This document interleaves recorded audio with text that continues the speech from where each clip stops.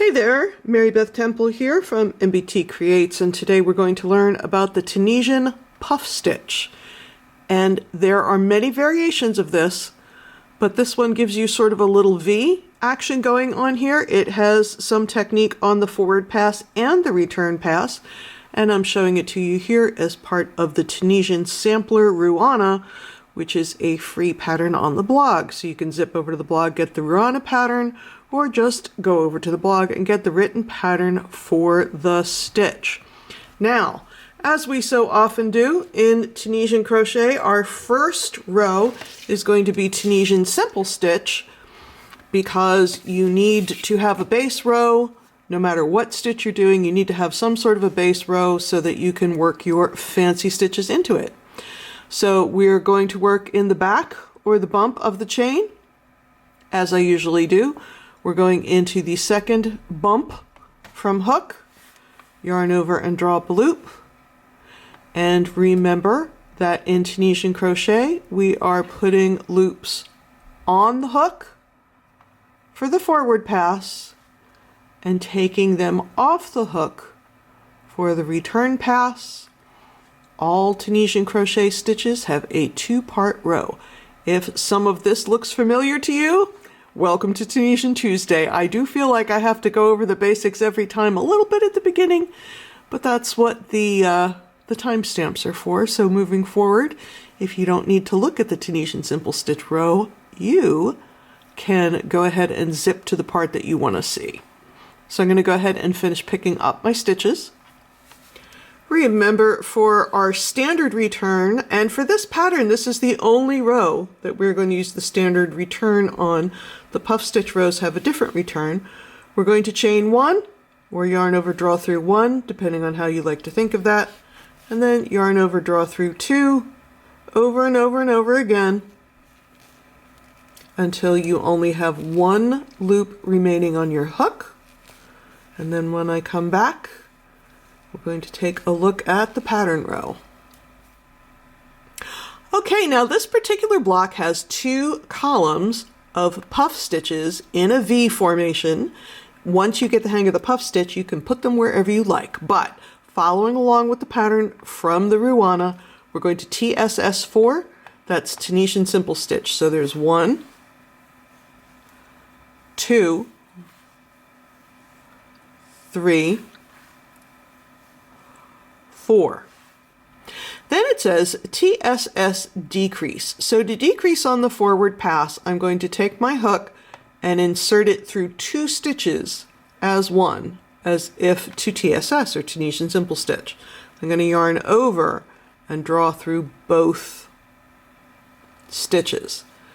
So what's going on here is I have taken these 2 stitches and turned them into one. Now it says T-Puff, Tunisian Puff, in space before the next vertical bar. So normally I'm telling you it goes in a chain space, or it goes in a vertical bar, or you're pulling the bar back, whatever. But in this instance, because this is a weird kind of a setup row, we're putting the puff stitch right here in that gap. And for the puff stitch, we're going to yarn over, insert our hook in the gap, yarn over and draw up a loop, and we're going to do that 6 times. So that was 1, 2. Make sure you're bringing your hook up and give that stitch some height. If you work too close to the existing stitch, it's going to be tight. 3, and if you're working on a bigger hook, make sure those stitches are getting up onto the fattest part of the hook. 4, 5, 6. And this currently looks like a big fat sloppy mess, but we are not going to deal with it until the return pass. We're still only working on the forward pass. Moving on, it says TSS4. So we're going to go 1, 2, 3, 4. Decrease. Once again, we're going right to left under 2 vertical bars at the same time. Yarn over and draw up a loop through both. That was my Tunisian Simple Stitch decrease. giving me this nice gap right here where I'm going to put that second puff stitch. Yarn over, insert my hook in the gap, yarn over, draw up a loop, make sure it stays up on the fat part of the hook. Total of 6 times. 3, give yourself some height in here. 4, 5, 6. Now we're going to TSS in the next 4. 1, 2, 3, 4, and then edge stitch. We're going to put our hook under the last vertical bar, but also under the strand behind it. It just makes a neater edge on that side. We'll take a closer look at it later. So you have a lot of loops on your hook, and it is the return where all the magic happens. So let's take a look. Much like the standard return, it begins with either a chain 1 or a yarn over, draw through 1, however you like to say that in your brain. Then it says yarn over, draw through 2 loops 4 times. So there's 1, 2, 3, 4. And now we are at the madness that is the puff stitch. Now it says yarn over, draw through 7 loops on hook. Yarn over. So I'm going to draw through 1, 2, 3, 4, 5, 6, 7. 7 loops on my hook. Now you can see I'm angling my hook down a little bit to help me get it through, and I've essentially gone through half of that giant fat puff stitch what we made earlier. Now that instruction was in parentheses, so we're going to do that one more time. You just want to make sure that you're just going through the stitches involved in the puff stitch. Let's see how close I can get before it gets blurry. 1, 2, 3, 4, 5, 6 from when we were doing that yarn over, draw up a loop, and 7, which is the loop that we've been working on. So we're going to yarn over, draw through only 7, and your hook is going to pop up here. Now it says yarn over and draw through 2 loops on hook 5 times. Those are the simple stitches and that decrease that was there. 2, 5. So here we are at the puffy part again. Once again, we're going to yarn over and draw through 7 loops on the hook only. I lost it in there. Let's grab it and finish up. I'm showing you that because it happens to the best of us. So there's 1, 2, 3, 4, 5, 6, and then the 7 was the working loop. So that's the first half of that, and then we're going to do it again. We're going to draw through, yarn over and draw through 7. Now we're going to yarn over and draw through 2 until only 1 loop remains. All right, let's take a look at row 3, and row 3 is what we're going to repeat for the pattern row. It says TSS 5, so 1, 2, 3, 4, 5. Now there's no more decreasing. That decrease on row 2 was to set up our first gap. But if you look at the puff stitch now, you can see the gap is already there. It already exists. So I'm going to go ahead and put a puff stitch, a Tunisian puff, in that space. So yarn over, insert my hook, draw up a loop, giving it lots of space, 6 times. 2, 3,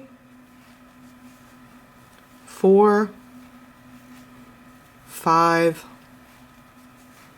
6. So all of these loops from my puff stitch are centered over the existing puff stitch. Now TSS 5, 1, 2, 3, 4, 5. Once again, no more decreases. We only had to do that on row 2 to give us our first gap. 3, 4, 5. Now, once again, we're going to look for the space in the middle of the puff stitch, but you can see it. You can see right here, that's where we drew our hook through the stitches and then we drew them through again. It forms this little natural gap right in the center. Yarn over and insert our hook in the gap, yarn over, draw up a loop 6 times. 1, 2, 3, 4, 5, and 6. Now it says TSS across. We're going to TSS till the end. You want to come over here and you got to find this guy first. So there's going to be 5 vertical bars at the end. 1, 2, 3, 4, 5. Make sure you're working in all 5 and only 5 because it's tempting to get involved in this guy here, but you don't really need to. So we're going to TSS 4, 1, 2, 3, 4, and then do that. Let's look at that edge stitch again. We're going to go under that last vertical bar and also under the strand that's right behind it. Going to yarn over and draw up a loop through there under both of those strands. And that just gives me a neater edge stitch. Now we're going to do that Tunisian puff stitch return one more time. Chain 1, or yarn over, draw through 1, and then yarn over, draw through 2, 4 times. 2, 3, 4.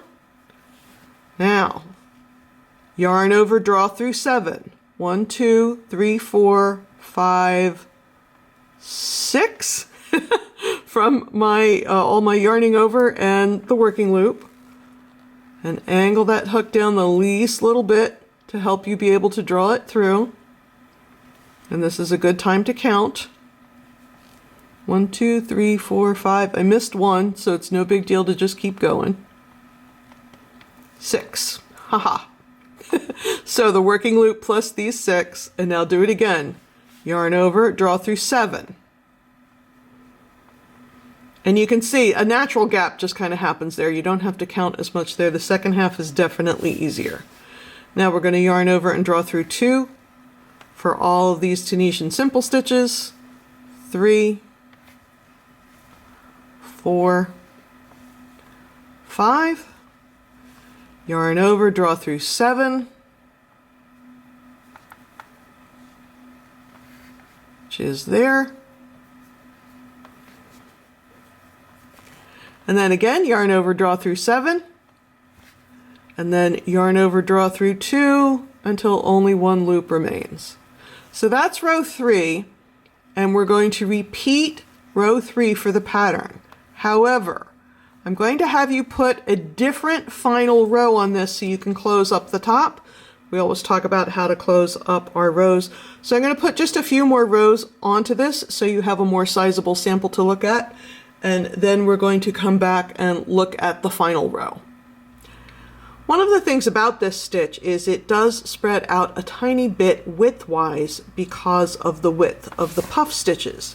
So usually when I do a stitch tutorial, I tell you how to close up the final row. But for this pattern in particular, we want to sort of be able to draw it back in so the top is the same as the bottom. So for my last Tunisian row, I'm going to work a TSS row, Tunisian simple stitch, and I'm going to put 1 Tunisian simple stitch in every Tunisian simple stitch, but when I get to the puff stitch, I'm just going to grab 1 out of the center. So there's my Tunisian simple stitch. I'm just going to jump here and yarn over and draw up a loop. Back to my Tunisian simple stitch. Going all the way across till I get to the next puff stitch.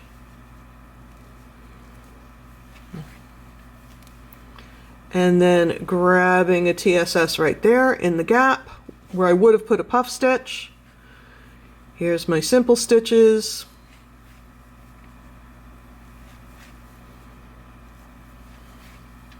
and my edge stitch.